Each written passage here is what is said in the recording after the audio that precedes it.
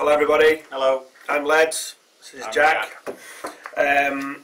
We asked, Mike put up a thread on TechPB so people could ask questions about Ego11.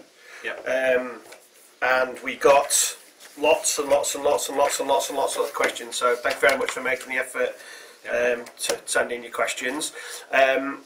What we've decided to do is we've split it up into two sections. Well, I've decided to do this. There's a lot of questions about the solenoid, so we have we're going to do another video just about your questions about the solenoid on the Ego11. These questions here are just general questions about anything to do with the Ego11. And if your question doesn't get answered, we just don't have time to. I mean, there's hundreds and hundreds of questions, so we've just sort of collated as many sort of quick ones as we can, really. Going to do 10 minutes. Going to time it 10 minutes because it's about. Yeah. If we do 10 minutes, then two 10-minute ones, hopefully. Yeah, and then we'll cut it off. Hopefully, we'll get through as many of these as we can. Mike also put up one of his jerseys, I believe, for a prize for the first. Basically, the first question one read out. So I decided to, the person that I'm going to read out first is called Jack Barrett. His TechPB login is still have a mech.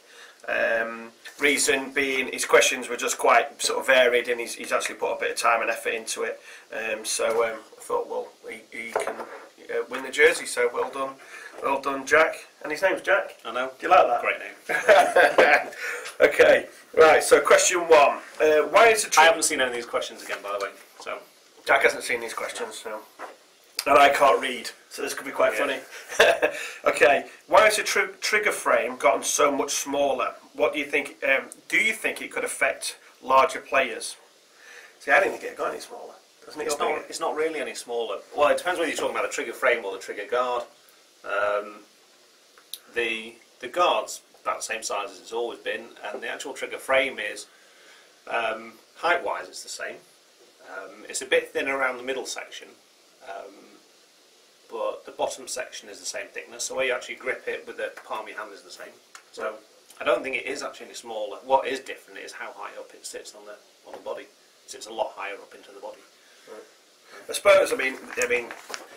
To elaborate on this question and answer thing is that, you know, if there are people out there that sort of feel that there's, you know, they have problems with the size of something like this, then we'd actually quite like to know. Yeah. You know, if there's 50% of the people out there saying that the frame's too big or too small or too whatever, then it's good feedback for us to know, because, you know, we can only use our hands and you know, the people out in the field, and we never hear of it. So. We obviously have to go. You can't make one gun that fits everybody's hands. You know, it's got a casing for 12-year-old kids up to 60, 70-year-old blokes, and you know, giant, huge. What do your hands expand when you're older? Like your ears. Yeah. Okay. I don't know. Right, okay, cool. These are still from Jack. He says the Pops ASA, is it going to come out to market on its own? Yes. And it says, would the aftermarket version be mounted with a rail or the bottom line holes?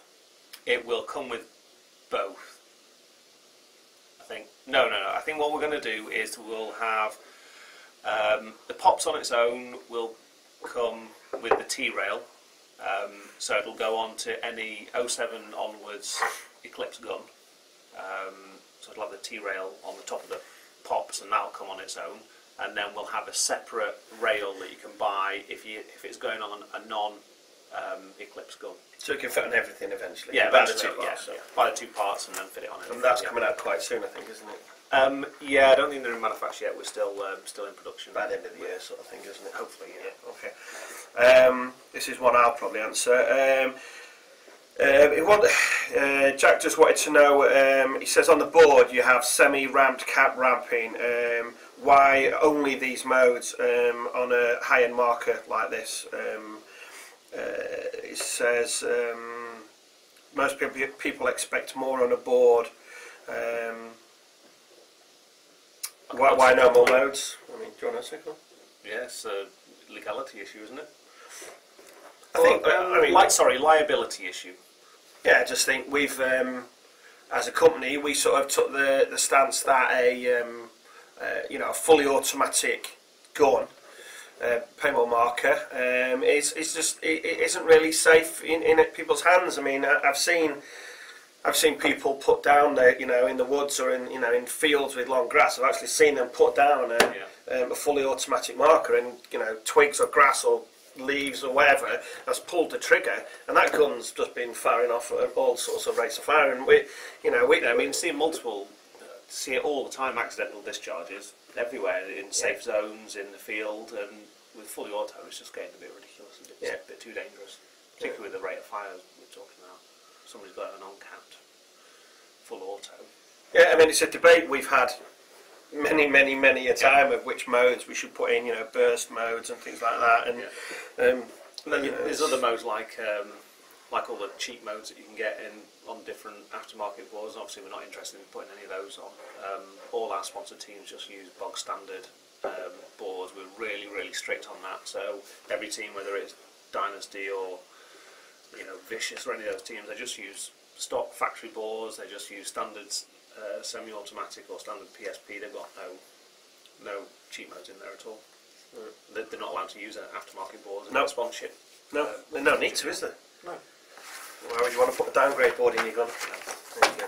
Okay, right, there was more questions from Jack Barrett, but to be honest, we're probably nearly at the 10 minutes now, so we better get on with this. So, sorry about that, Jack. Okay, this is from Dalton Brannick. How was the idea of the macro line on the Ego11 thought of, and will it be carried over to future Planet Eclipse markers as well? Don't know what that means, really. No, I think it means about like straight fittings and the angle on them. Well, people have been asking for a long time for the fitting coming out of the front of the ASA. So when came up with the design for the pops, it was quite easy to incorporate the straight fitting coming out the front. So we did that. The problem you then got is you've only got a very short distance from the front of the pops where the fitting comes out of that to the inline regulator, and it made much more sense to have the fitting going in at an angle into the inline regulator. So I made a new swivel to take one of the screw-in fittings, and that was it. So it was the shortest route between 2 points. Anyway, so now if go on the markers, I mean, I guess, Would have thought so, people like it.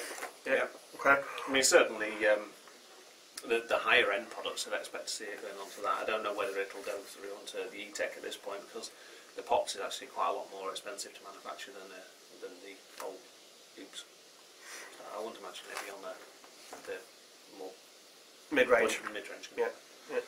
Okay. JD Larson. Hello. No, do you know, right, okay. With the size of paintballs continuing to reduce in diameter, are you planning to reduce the smallest bore size of your products?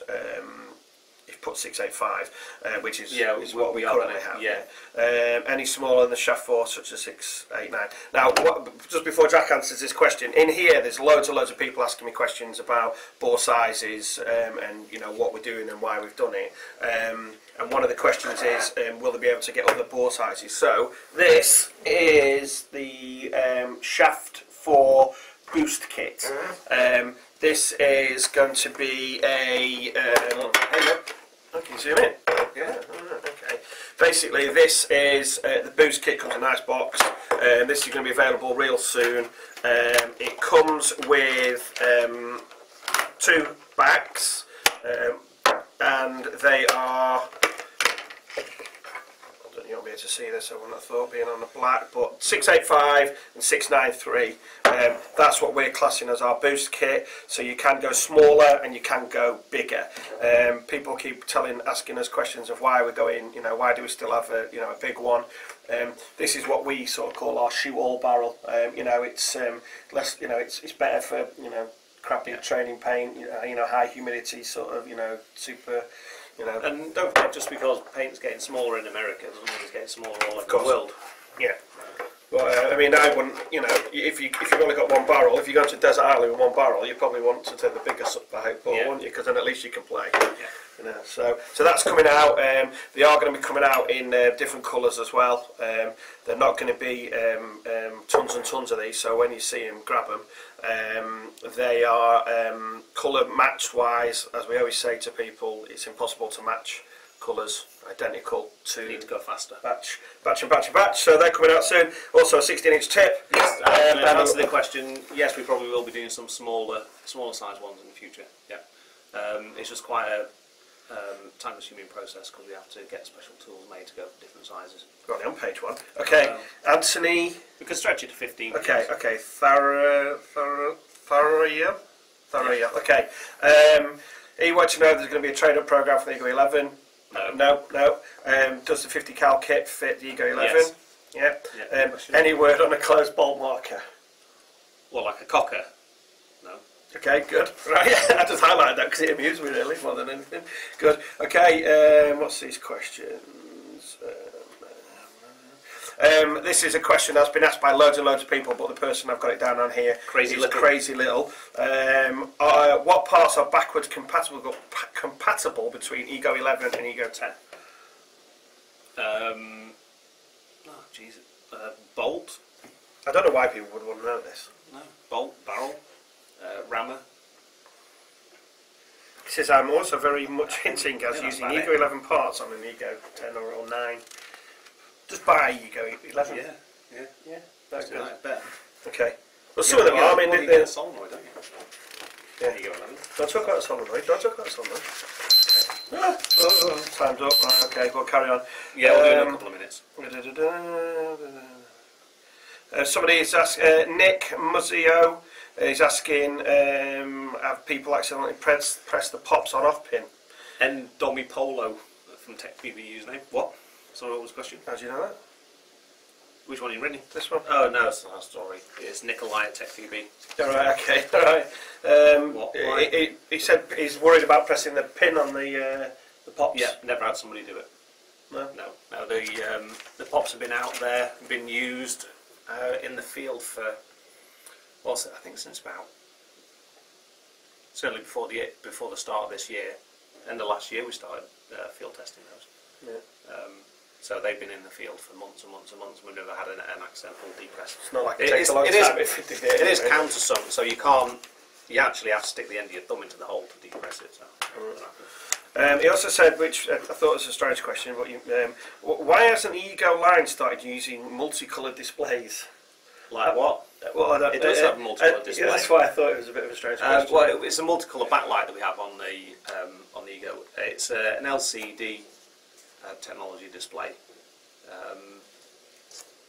You can expect to see multicoloured displays sometime in the future, I would have thought. I think Flash is working on one at the moment. But I mean, you can change the colour to whatever you want. I mean, he's saying it looks really like an old 1980s LCD watch, but you can change the colour to red, blue, green, pink, black. I mean, it's multicoloured, isn't it? You change it to whatever you want. Yeah. People have got this thing that OLED is better than LCD when it's not actually any better. Well, it is if you're in a darkened room. Yeah, if you're in a dark room, it looks really nice on an OLED.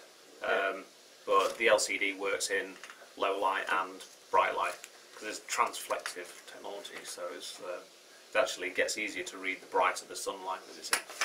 Yeah, I'm skipping through some of these that are a bit boring.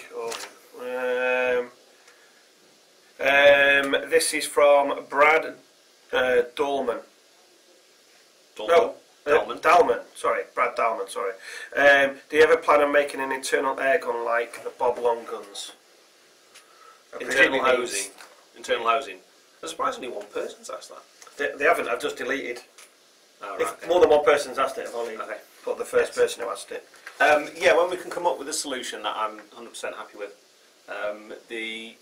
All our guns, I like to make them really tech friendly. That means you can take any of our guns apart, gas them up with the frame off, check solenoid for leaks, check all the internal components, and I'm not happy that you can't really do that with a internally hosed gun. As soon as I come up with a solution to get around that issue, then yeah, and obviously make it small enough as well. Yeah. So we have to say at the end of this, TechPB to the front. So to the front! Oh, just need to stop it.